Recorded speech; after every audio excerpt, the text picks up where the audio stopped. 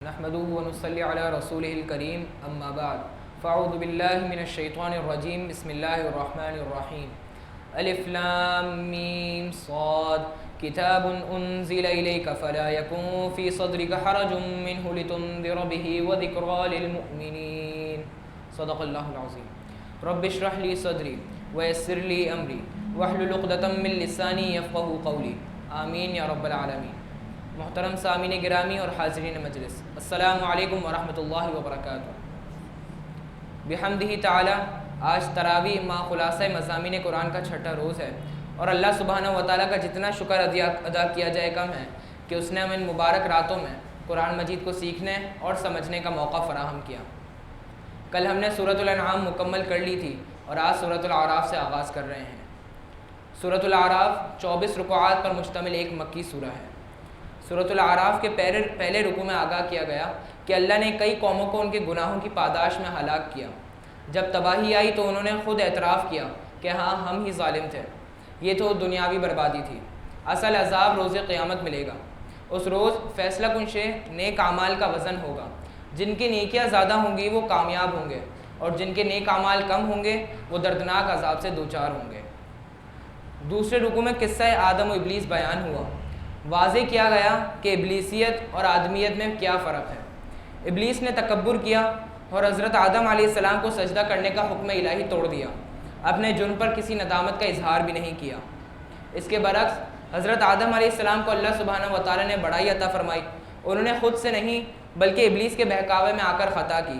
جیسے ہی خطا کا احساس ہوا تو اظہار ندامت کیا اور خطا کا ذمہ دار خود کو ٹھہراتے ہوئے اللہ سبحانہ و تعالیٰ سے یوں بخشش مانگی، ربنا ظلمنا انفسنا وان لم تغفر لنا وترحمنا لنکونن من الخاسرین۔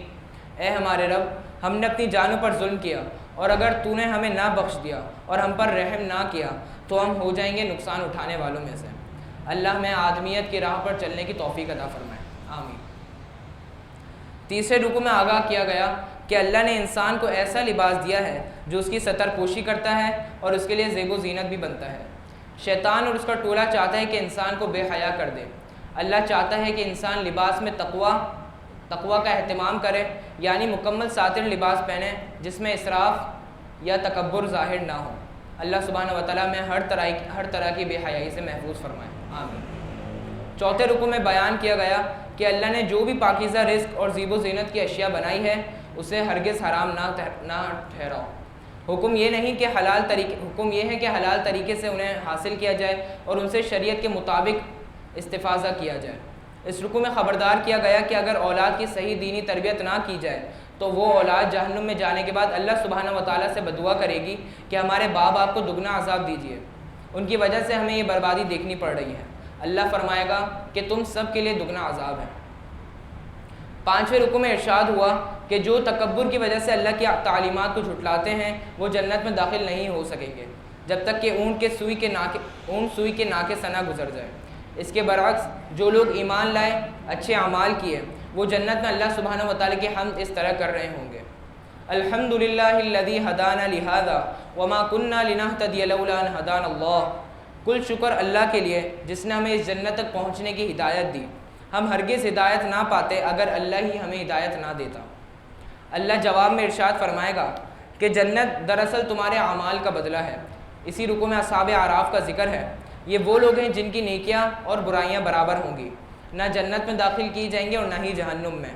وہ دعا کریں گے کہ اے اللہ ہمیں جہنم کی آگ سے محفوظ فرما اور جنت میں داخل فرما دے۔ چھٹے رکوع میں بیان کیا گیا کہ اصحاب اعراف کی دعا قبول کی جائے گی اور انہیں جنت میں داخل کر دیا جائے گا۔ اسی رکوع میں ان لوگوں کی مذمت کی گئی جنہوں نے کھیل تماشے کو ہی اپنا دین بنا لیا۔ وہ آخرت کی تیاری کے لیے کبھی سنجیدہ نہ ہوئے، اب روز قیامت برے انجام کو دیکھ کر اپنی غفلت پر افسوس کریں گے۔ ساتویں رکوع میں تلقین کی گئی کہ دعا صرف اپنے حقیقی رب یعنی اللہ سبحانہ و تعالیٰ سے کرو۔ دعا کے آداب یہ ہیں کہ تنہائی میں اور گڑ گڑا کر مانگی جائے۔ دعا کرتے ہوئے اللہ سے اچھی امیدیں لگائی جائیں اور اس کا خوف بھی طاری ہو۔ دعا میں زیادتی نہ کی جائے، یعنی چلا کر نہ مانگی جائے، اور نہ ہی ایسی دعا کی جائے جس سے کسی اور کا نقصان ہو۔ اللہ سے بھلائی کا سوال کیا جائے، زمین میں فساد نہ کیا جائے، یعنی اللہ سبحانہ و تعالیٰ کی نافرمانی نہ کی جائے۔ اگر ہم اللہ کا حکم پورا نہیں کریں گے تو وہ بھی ہماری دعاؤں کو قبول نہیں فرمائے گا۔ 8ویں رکوع میں حضرت نوح علیہ السلام کا واقعہ بیان ہوا ہے۔ انہوں نے قوم کو اللہ کی بندگی کی دعوت دی، قوم کے سرداروں نے ان کی دعوت کو جھٹلایا اور حضرت نوح علیہ السلام پر گمراہ ہونے کا بہتان لگایا۔ اللہ نے حضرت نوح علیہ السلام اور ایمان لانے والوں کو ان سے بچا لیا اور جھٹلانے والوں کو ایک طوفان کے ذریعے ہلاک کر دیا۔ 90ویں رکوع میں حضرت ہود علیہ السلام کی داستان بیان کی گئی ہے۔ سرداران قوم نے ان کی دعوت توحید کو جھٹلایا اور انہیں جھوٹا اور احمق کہہ کر گستاخی کی۔ اللہ نے ان بدبختوں کو برباد کر دیا اور اپنی رحمت سے حضرت ہود علیہ السلام اور اہل ایمان کو بچا لیا۔ 10ویں رکوع میں حضرت صالح علیہ السلام اور حضرت لوط علیہ السلام کی اپنی قوموں کے ساتھ کشمکش کا ذکر ہے۔ حضرت صالح علیہ السلام نے اپنی قوم کو اللہ کی بندگی اختیار کرنے کی دعوت دی اور نشانی کے طور پر اللہ کے حکم سے ایک زندہ اونٹنی پہاڑ سے برآمد کی۔ قوم کے متکبر سرداروں نے نہ صرف ان کی تعلیمات کو جھٹلایا بلکہ اہل ایمان کو بھی نیکی کی راہ اختیار کرنے سے روکا۔ پھر معوضے کے ذریعے برآمد ہونے والی اونٹنی کو بھی مار دیا۔ اللہ نے زلزلے کے ذریعے قوم کو تہس نہس کر دیا۔ حضرت لوط علیہ السلام نے قوم کو ہم جنس پرستی کی خباثت سے روکنے کی کوشش کی۔ قوم نے حضرت لوط علیہ السلام کو بستی سے نکالنے کا ناپاک منصوبہ بنایا۔ اللہ نے پتھروں کی بارش کے ذریعے اس بے حیا قوم کا خاتمہ کر دیا۔ اس کے بعد 9واں پارہ قول الملا شروع ہوتا ہے۔ سورۃ الاعراف کے 11ویں رکوع میں قوم شعیب علیہ السلام کا ذکر کیا گیا ہے۔ حضرت شعیب علیہ السلام نے قوم کو اللہ کی بندگی کی دعوت دی۔ ان کی قوم ناپ تول میں کمی کرتی تھی، تجارتی قافلوں کو لوٹتی تھی اور دوسروں کو حق کی راہ میں آنے سے روکتی تھی۔ حضرت شعیب علیہ السلام نے ان سے جرائم سے باز آنے کی تلقین کی۔ قوم نے ان کی بات ماننے کے بجائے ان کی دھمکیاں دینی شروع کر دیں۔ انہوں نے کہا کہ اے شعیب، ہم تمہیں اور تمہارے ماننے والوں کو اس بستی سے نکال دیں گے۔ اگر چاہتے ہو کہ ہمارے ساتھ رہو تو دوبارہ اپنے آباء و اجداد کے دین میں واپس آ جاؤ۔ حضرت شعیب علیہ السلام نے فرمایا کہ اللہ نے ہمیں حق کی راہ دکھا دی ہے، ہم ہرگز اس راہ کو نہیں چھوڑیں گے۔ جب ان کی قوم حد سے تجاوز کر گئی تو پھر اللہ سبحانہ و تعالیٰ کی طرف سے سزا آئی اور پوری قوم زلزلے کی آفت سے ہلاک اور برباد ہو گئی۔ 12ویں رکوع میں یہ بات بیان فرمائی گئی کہ اللہ نے قوموں کو ہلاک کرنے سے پہلے ان کی طرف چھوٹے چھوٹے عذاب بھیجے تاکہ ان کے دلوں میں اللہ سبحانہ و تعالیٰ کا خوف طاری ہو جائے اور وہ نبی علیہ السلام کی دعوت کی طرف متوجہ ہوں۔ بدقسمتی سے ان قوموں نے ان چھوٹی چھوٹی آفات سے سبق نہیں سیکھا اور اپنی اصلاح نہیں کی۔ آخرکار وہ ہلاکت سے دوچار ہو گئے۔ اللہ نے ان پر ظلم نہیں کیا بلکہ انہوں نے خود اپنے آپ پر ظلم کیا۔ اگر وہ قومیں ہدایت کے راستے پر آ جاتی تو اللہ ان پر زمین اور آسمان سے برکتوں کے دروازے کھول دیتے ہیں۔ 13ویں رکوع میں زمین پر بسنے والوں کے سابقہ اقوام کے انجام سے عبرت حاصل کرنے کی تلقین کی ہے۔ جو قوم بھی اللہ سبحانہ و تعالیٰ کی نافرمانی میں حد سے تجاوز کر جاتی ہے تو اللہ اسے ہلاک کر کے نشان عبرت بنا دیتا ہے۔ اللہ ہمیں نافرمانی کی روش سے بچنے کی توفیق عطا فرمائے، آمین۔ اسی رکوع میں حضرت موسیٰ علیہ السلام کے تفصیلی واقعے کا بیان شروع ہوتا ہے۔ انہوں نے فرعون کے سامنے اپنی رسالت کا اعلان کیا، معجزات دکھا کر رسالت کی سچائی ثبوت دیا، اس سچائی کا اس سے مطالبہ کیا کہ بنی اسرائیل کو آزاد کر دے اور مصر سے جانے کی اجازت دے دے انہیں۔ 14ویں رکوع میں حضرت موسیٰ علیہ السلام اور جادوگروں کے درمیان مقابلے کا ذکر ہے۔ فرعون اور اس کے سرداروں نے حضرت موسیٰ علیہ السلام کے پیش کردہ معجزات کو جادو قرار دیا اور طے کیا کہ ہم بھی جادو کا مقابلہ جادو سے کریں گے۔ مختلف علاقوں سے ماہر جادوگروں کو بلوایا گیا اور حضرت موسیٰ علیہ السلام کے ساتھ ان کا مقابلہ کرایا گیا۔ جادوگروں نے مقابلے کے دوران اپنی لاٹھیاں اور رسیاں پھینکی اور لوگوں کی نگاہوں پر ایسا جادو کیا کہ انہیں وہ لاٹھیاں اور رسیاں رینگتے ہوئے صاف محسوس ہونے لگیں۔ حضرت موسیٰ علیہ السلام نے اللہ کے حکم سے عصا پھینکا، عصا حقیقی اژدہا بن گیا اور جادوگروں کی لاٹھیاں اور رسیاں نکل گیا۔ جادوگر سمجھ گئے کہ یہ جادو نہیں ہے کیونکہ وہ جادو کے فن کے انتہا سے واقف تھے۔ ان پر حق واضح ہو گیا اور وہ بے اختیار سجدے میں گر گئے۔ انہوں نے حضرت موسیٰ علیہ السلام اور حضرت ہارون علیہ السلام کے رب پر ایمان لانے کا دعویٰ کیا۔ فرعون نے انہیں ایمان لانے کی صورت میں ہاتھ پاؤں کاٹ دینے اور صلیب پر چڑھانے کی دھمکی دی۔ جادوگروں نے کہا کہ اب ہم حق سے نہیں پلٹیں گے۔ انہوں نے اللہ سبحانہ و تعالیٰ سے صبر و استقامت کی توفیق مانگی۔ 15ویں رکوع میں فرعون کے ایک ظالمانہ فیصلے کا ذکر ہے۔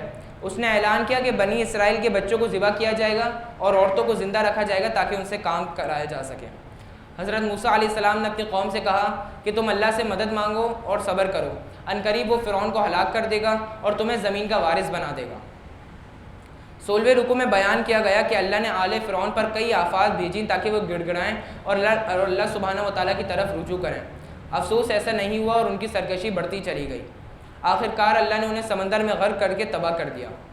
فرعون کے چنگل سے آزاد ہونے کے بعد بنی اسرائیل کا گزر ایک ایسی بستی سے ہوا جہاں کے لوگ بتوں کی پوجا کرتے تھے۔ انہوں نے حضرت موسیٰ علیہ السلام سے درخواست کی کہ ان کے لیے بھی ایک ایسا بت بنا دیا جائے تاکہ وہ اس کی عبادت کریں۔ حضرت موسیٰ علیہ السلام نے انہیں ڈانٹا اور ان کی ناشکری پر لعن طعن کی۔ انہیں یاد دلایا کہ اللہ نے تمہیں فرعون سے بچایا، لیکن تم فوراً ہی اس کے احسانات کی ناشکری کرنے لگ گئے۔ 70ویں رکوع میں اللہ کی طرف سے حضرت موسیٰ علیہ السلام کو شرف ہم کلامی عطا ہونے کا ذکر ہے۔ حضرت موسیٰ علیہ السلام نے دوران ہم کلامی اللہ سے درخواست کی کہ مجھے اپنا جلوہ دکھائیے۔ اللہ نے فرمایا لن ترانی، تم مجھے نہیں دیکھ پاؤ گے، ہاں اس پہاڑ کو دیکھو، اگر پہاڑ نے میری تجلی کا بوجھ برداشت کر لیا تو پھر مجھے تم دیکھ پاؤ گے۔ جیسے ہی اللہ نے پہاڑ پر تجلی ڈالی تو وہ ریزہ ریزہ ہو گیا، اور حضرت موسیٰ علیہ السلام اس منظر کو دیکھ کر بے ہوش ہو گئے۔ جب انہیں ہوش آیا تو پکار اٹھے کہ اے اللہ، تو پاک ہے کہ کوئی تجھے اس دنیا میں دیکھ سکے، میں تیری طرف رجوع کرتا ہوں، سب سے پہلے تجھ پر ایمان لاتا ہوں۔ اللہ نے انہیں تحریری طور پر تورات عطا فرمائی اور حکم دیا کہ اس کی تعلیمات پر خود بھی عمل کریں اور دوسروں کو بھی تلقین کریں۔ 18ویں رکوع میں بتایا گیا کہ جب حضرت موسیٰ علیہ السلام کوہ طور پر اللہ سے ہم کلام ہونے کے لیے گئے تو ان کی غیر موجودگی میں قوم کی بڑی تعداد نے بچھڑے کا ایک بت بنایا اور اس کی عبادت شروع کر دی، حالانکہ وہ بت نہ ان کی پکار سن سکتا تھا اور نہ ہی کوئی نفع نقصان پہنچا سکتا تھا۔ حضرت موسیٰ علیہ السلام نے آ کر قوم کو ڈانٹا اور اپنے بھائی ہارون علیہ السلام سے شکوہ کیا کہ تم نے انہیں شرک سے کیوں نہیں روکا۔ حضرت ہارون علیہ السلام نے فرمایا کہ میں نے روکا تھا لیکن وہ مجھے قتل کرنے کے در پہ آ گئے۔ حضرت موسیٰ علیہ السلام نے اللہ سے اپنے لیے اور اپنے بھائی کی بخشش کے لیے دعا کری۔ اللہ سے دعا ہے کہ جو سنا سمجھا اس پر عمل کرنے کی توفیق عطا فرمائے۔ وآخر دعوانا ان الحمدللہ رب العالمین۔ اعوذ باللہ من الشیطان الرجیم، بسم اللہ الرحمن الرحیم۔ ہم نے سورۃ الاعراف کا آغاز کیا تھا اور ابتدائی 18 رکوعات کے مضامین کا خلاصہ دیکھا تھا۔ اب رکوع نمبر 19 سے آغاز کر رہے ہیں۔ 19ویں رکوع میں آگاہ کیا گیا کہ جن لوگوں نے بچھڑے کو معبود بنا لیا انہیں دنیا میں اللہ سبحانہ و تعالیٰ کے غضب اور ذلت کا سامنا کرنا پڑے گا، البتہ جو لوگ توبہ کر لیں گے تو اللہ انہیں اپنی رحمت سے معاف فرما دے گا۔ پھر اللہ کی رحمت خاص ان لوگوں کے لیے ہوگی جو آخری نبی صلی اللہ علیہ وسلم کی اتباع کریں گے۔ وہ نبی صلی اللہ علیہ وسلم نیکی کا حکم دیں گے، برائی سے روکیں گے، پاکیزہ چیزوں کو حلال کریں گے، خبیث چیزوں کو حرام ٹھہرائیں گے اور لوگوں کی گردنوں سے بیجا رسومات، بدعات اور اوہام کے بوجھ کو ہٹا دیں گے۔ جو لوگ بھی اس نبی صلی اللہ علیہ وسلم پر ایمان لائیں گے، ان کا ادب و احترام کریں گے، دعوت دین اور غلبہ دین کے مشن میں ان کا ساتھ دیں گے اور ان پر نازل ہونے والی کتاب یعنی قرآن پر ایمان لائیں گے، وہی ابدی کامیابی سے ہمکنار ہوں گے۔ اللہ سبحانہ و تعالی ہمیں اپنے حبیب صلی اللہ علیہ وسلم کی سچے معنی میں اتباع کرنے کی توفیق عطا فرمائے، آمین۔ 20ویں رکوع میں اعلان کیا گیا کہ نبی کریم صلی اللہ علیہ وسلم تمام انسانوں کی طرف اللہ کے رسول ہیں۔ تمام انسانوں کو حکم دیا گیا کہ وہ آپ صلی اللہ علیہ وسلم پر ایمان لائیں اور آپ صلی اللہ علیہ وسلم کی اتباع یعنی پیروی کریں، ایسا کرنے والوں کو ہی ہدایت ملے گی۔ اس رکوع میں بنی اسرائیل کو عطا کیے جانے والے انعامات، ان کی ناشکری اور پھر برے انجام کا بھی ذکر ہے۔ 21ویں رکوع میں اصحاب سبت کا واقعہ بیان کیا گیا ہے۔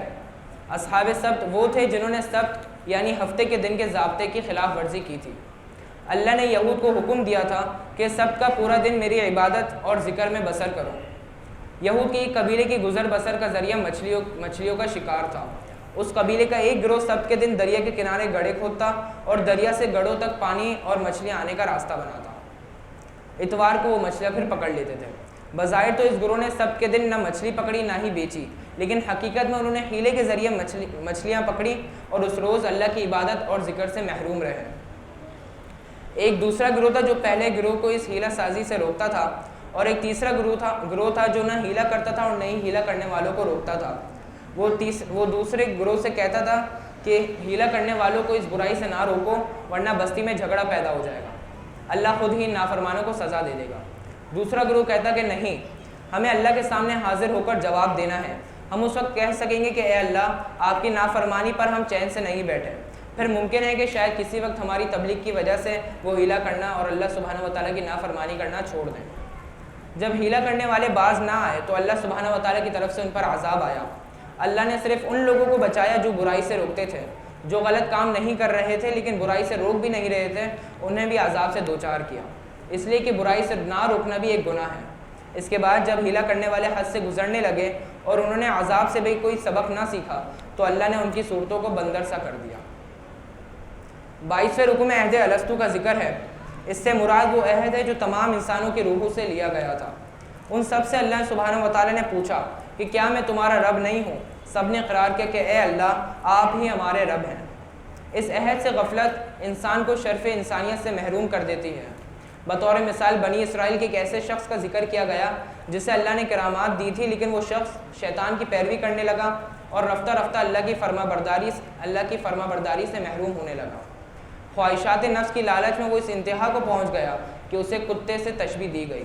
آگاہ کیا گیا کہ یہ مثال ہر اس قوم کی ہے جو اللہ کی نعمتوں کی ناقدری کرتے ہوئے دنیا داری میں کھو جاتی ہے۔ اللہ ہم سب کی حفاظت فرمائے۔ اس لیے کہ انسان کسی بھی وقت خواہشات کے زیر اثر یا شیطان کے بہکاوے میں آ کر گمراہ ہو سکتا ہے۔ اس رکوع میں ایک بڑی ہلا دینے والی آیات بھی ہے۔ اللہ نے فرمایا کہ انسانوں اور جنوں کی اکثریت جہنم میں جائے گی، اس لیے کہ ان کے دل ہیں لیکن ان سے وہ غور و فکر نہیں کرتے، آنکھیں ہیں لیکن ان سے عبرت کا دیکھنا نہیں دیکھتے، کان ہیں لیکن ان سے وہ نہیں سنتے تاکہ ان کی اصلاح ہو سکے۔ یہ لوگ جانوروں کی مانند ہیں بلکہ ان سے بھی بدتر ہیں، کیونکہ وہ لوگ غفلت میں پڑے ہوئے ہیں۔ 23ویں رکوع میں اللہ سبحانہ و تعالیٰ نے نبی اکرم صلی اللہ علیہ وسلم کو تلقین کی کہ وہ یہ عاجزانہ اعلان کر دیں کہ مجھے نہیں معلوم کہ قیامت کب آئے گی، مجھے تو اپنے بارے میں بھی کسی نفع یا نقصان کا نہیں معلوم، کل غیب صرف اللہ سبحانہ و تعالیٰ کے پاس ہے، میں تو نیکیوں پر بشارت دینے والا اور برائیوں سے روکنے والا ہوں۔ 24ویں رکوع میں آگاہ کیا گیا کہ جن معبودوں کو اللہ کے سوا پکارا جاتا ہے وہ تمہاری طرح کی لاچار مخلوق ہیں، وہ کسی کی کیا مدد کریں گے، وہ اپنی ہی مدد نہیں کر سکتے۔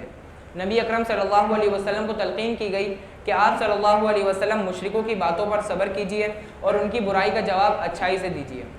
رکوع کے آخر میں حکم دیا گیا کہ جب بھی قرآن سنانے کے لیے پڑھا جائے تو اسے غور سے سنا جائے، اللہ کا ذکر کرتے رہو اور ہرگز اللہ کی یاد سے غافل نہ ہو۔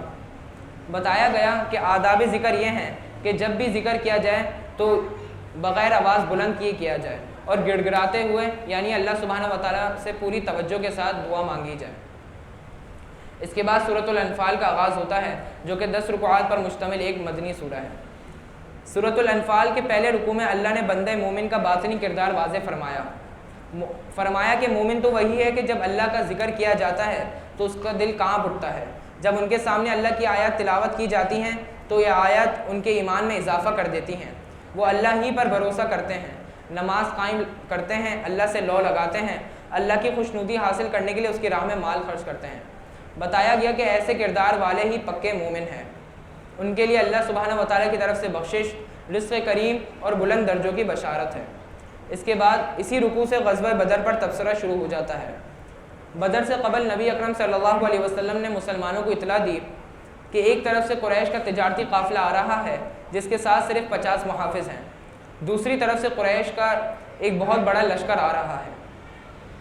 بتایا کہ اللہ سبحانہ و تعالیٰ تمہیں کسی ایک پر فتح دے گا، بتاؤ تم کس طرف جانا چاہتے ہو۔ عام مسلمان چاہتے تھے کہ تجارتی قافلے کی طرف جائیں کیونکہ اس سے لڑنا آسان ہوگا، جبکہ اللہ سبحانہ و تعالیٰ چاہتے تھے کہ مقابلہ لشکر کے ساتھ کیا جائے اور اسے شکست دے کر ثابت کیا جائے کہ اہمیت وسائل کی نہیں بلکہ اللہ سبحانہ و تعالیٰ کی مدد کی ہے۔ اس طرح سے حق کا حق ہونا اور باطل کا باطل ہونا ثابت ہو جائے گا۔ دوسرے رکوع میں مسلمانوں کو میدان بدر میں عطا کی جانے والی فتح کا ذکر ہے۔ اللہ نے مسلمانوں کی مدد کے لیے فرشتوں کا نزول کیا تھا۔ اس مدد کی وجہ سے مسلمانوں نے قلت اسباب کے باوجود کفار کو ذلت آمیز شکست دی تھی۔ اسی رکوع میں مسلمانوں کو تلقین کی گئی کہ وہ کفار سے جنگ کی صورت میں ہرگز پیٹھ نہ پھیریں، جس نے بغیر کسی جنگی تدبیر کے پیٹھ دکھائی تو پھر اس کا ٹھکانہ جہنم ہوگا۔ تیسرے رکوع میں مسلمانوں کو حکم دیا گیا کہ اللہ اور اس کے رسول صلی اللہ علیہ وسلم کی پکار پر لبیک کہو، یعنی ان کے ہر حکم پر عمل کرو۔ ایسا نہ ہو کہ اللہ تمہارے دلوں پر مہر کر دے اور اس کے بعد تم سے ہر قسم کی نیکی چھین لے۔ اس رکوع میں یہ نصیحت بھی کی گئی کہ اللہ اور اس کے رسول صلی اللہ علیہ وسلم کے ساتھ خیانت نہ کی جائے۔ تمہاری جان اور مال اللہ سبحانہ و تعالیٰ کی امانت ہے، اس امانت کو اللہ کی مرضی کے مطابق لگانے کا حکم دیا ہے۔ چوتھے رکوع میں مسلمانوں کو بشارت دی گئی کہ اگر تم تقویٰ کی روش پر کاربند رہو گے تو اللہ تمہیں حق و باطل کے معرکے میں کامیابی عطا کرے گا اور تمہارے گناہ معاف فرما دے گا۔ مشرکین مکہ اس وقت حق کا راستہ روکنے کے لیے خوب مال خرچ کر رہے ہیں. یہ مال خرچ کرنا عن قریب ان کے لیے حسرت بن جائے گا. وہ دنیا میں بھی ذلیل ہوں گے اور روز قیامت ہمیشہ ہمیشہ کے لیے جہنم میں ڈال دیے جائیں گے. اللہ سبحانہ و تعالیٰ ہمیں جہنم کی آگ سے محفوظ فرمائے. جو سنا سمجھا اس پر عمل کرنے کی توفیق عطا فرمائے. وآخر دعوانا ان الحمد للہ رب العالمین. والسلام علیکم ورحمۃ اللہ وبرکاتہ.